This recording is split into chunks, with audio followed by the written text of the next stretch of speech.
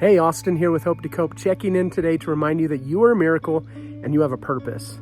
So spring has officially come to Peace of Zion, and you see we've got this peach tree right here behind me with blossoms. There's this bush right here with blossoms, and it's finally spring, April 30th, and it's finally sprung. And one thing that nature teaches us, there's tons of things that nature teaches us, but one thing that I've really learned with nature is there's no comparisons in nature. Nature is beautiful. Nature blossoms and blooms and grows exactly as it needs to. And this bush here is not comparing itself to the peach tree in the blossoms.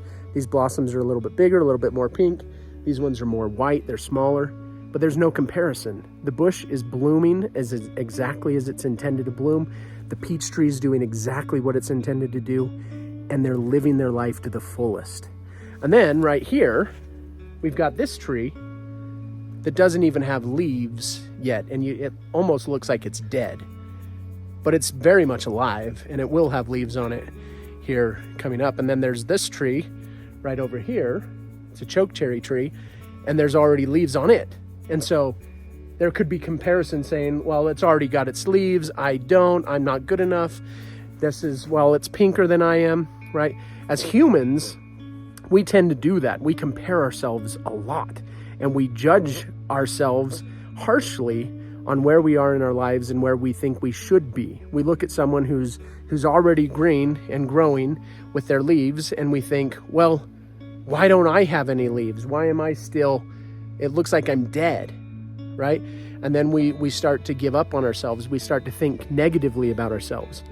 And yet, what nature is teaching us here is that you are exactly where you need to be for your journey.